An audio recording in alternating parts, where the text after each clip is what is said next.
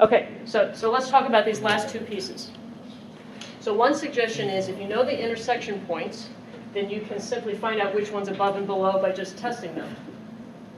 See which one's higher and which one's lower. In between these, one will be the higher and one will be the lower. So like a sign chart, it doesn't really matter what point you pick. So that is an option. Yeah, I like that's this. what I was saying. Right, I like Instead of graphing, right. Like, if you mess up the graph or it looks weird, Right. then I like So, get confused. but here's, yes, I mean, so this is a possibility. This is a possibility. It is not generally the recommended thing because drawing a sketch is a little more complete picture. So, but you could do this, absolutely. I wanted to address the other question, which was when you drew the picture, you can have, let's see if I can get it right again. You can do it in colored pencils. You can do that too, yes. Right, hang on a minute, wait, now I gotta get back. Like intersected at -2, Yes. and then Yes, -1 right. was the intercept. So we had that, and then we had this.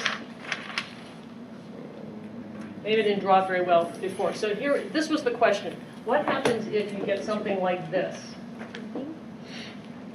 Okay, and so you're going from here to here.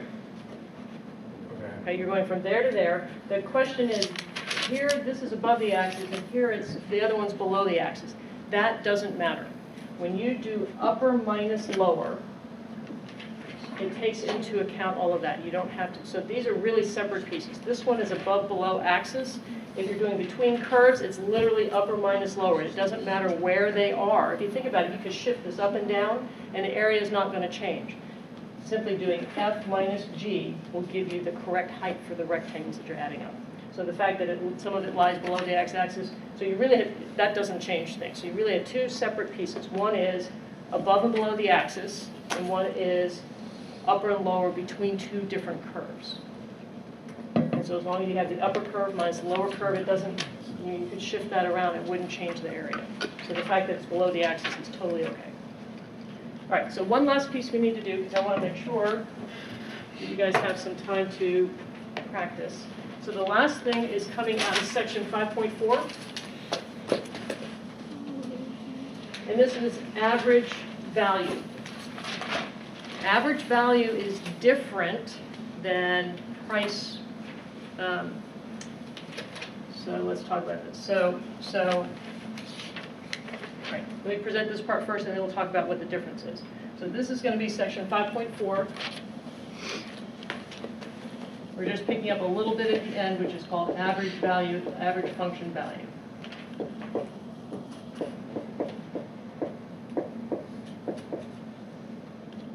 Okay, so average function value. So let's say that I have some curve that was supposed to go through the origin. Okay, so I have some curve. And I find the area there, between it and the x-axis. So I've got some area. Okay, so let's go ahead and set that up. So we have area. I happen to know this curve is x squared minus 4x. So the integral from 0 to 4, x squared minus 4x dx. That's an area. What else do I know about area? This is clearly not a rectangle, right?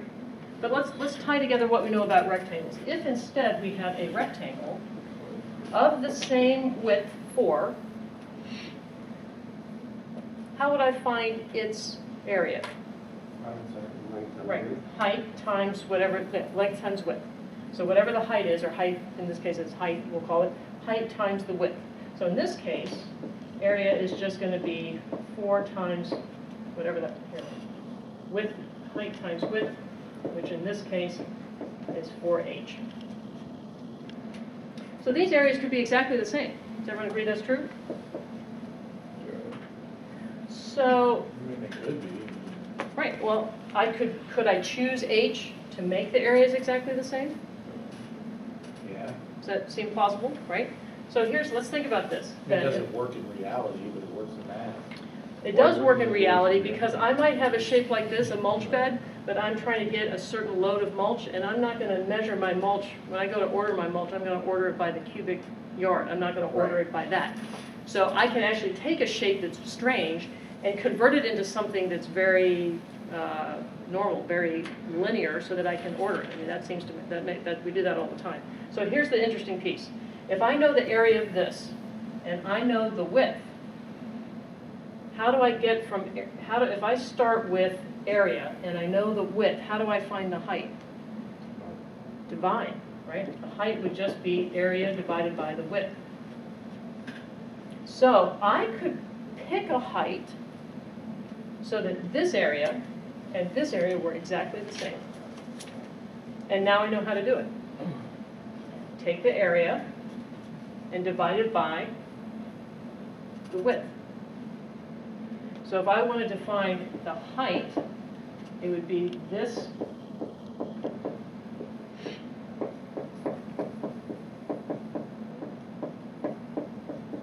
right here is the area, and this is 1 over the width.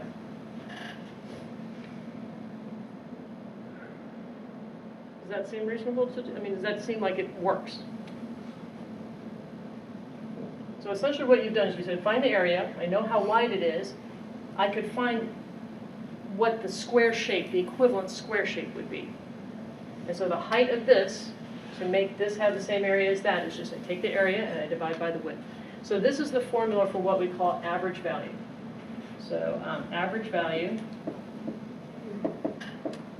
of a function is from A to B. You have to know the limits. So the average value is whatever it is from A to B of your function. That's the area divided by the width. And that gives you an average, what the square would be if you wanted to match up the square.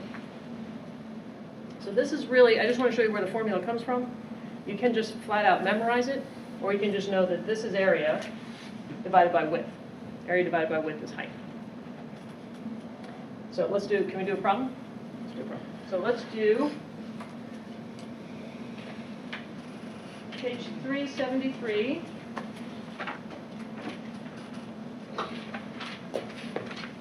And I'm going to do number 78.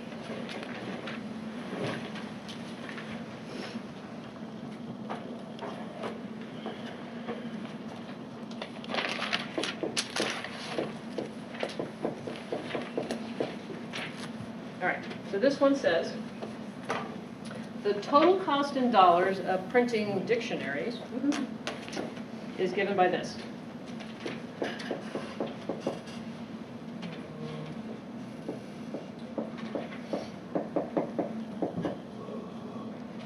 Does that make sense? You've got some setup costs for getting the printing press and whatever, and then $10 per book. Okay, that seems plausible. Okay, so now the first question is, find the average cost per unit if you produce 1,000.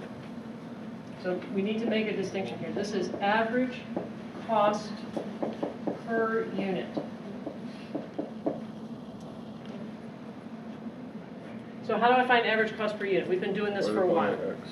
Yeah, so this is just that C bar, which is whatever your total cost is. Remember, C is total cost divided by X. And in this case, I know that X is 1,000. So plug it in. So 20,000 plus 10,000 divided by 1,000, 30. 30, did I get that right? I did that right. I just plugged in 1,000 here and then divided by 1,000, so 20. I think that's right. 30 what? It's a word problem. $30. $30 Per book or something? per book. So this is dollars.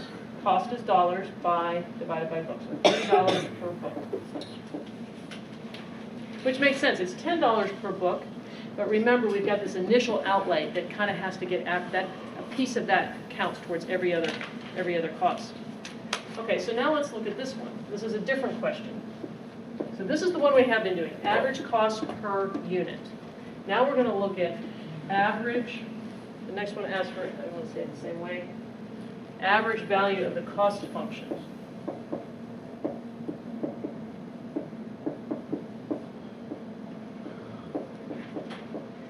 Trying to leave this up. Average cost value of the cost function over 0 to 1,000. The first one was average cost per unit. The second one is average total cost, right? Because the cost function is total.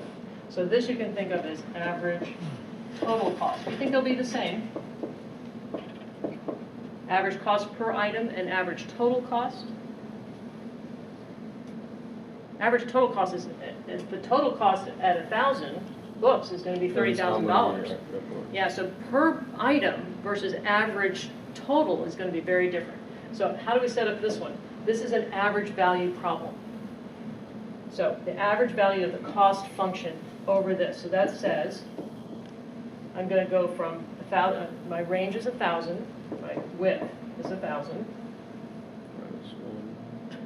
So this is really 1,000 minus 0. And then I go from 0 to 1,000 of the cost function. So very different answer.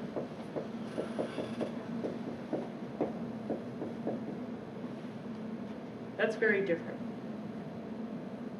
So one is cost per item. That's what we have been doing all along. This is the average total cost. So in the beginning, what's the total cost when we've done 0? Total cost is 20,000.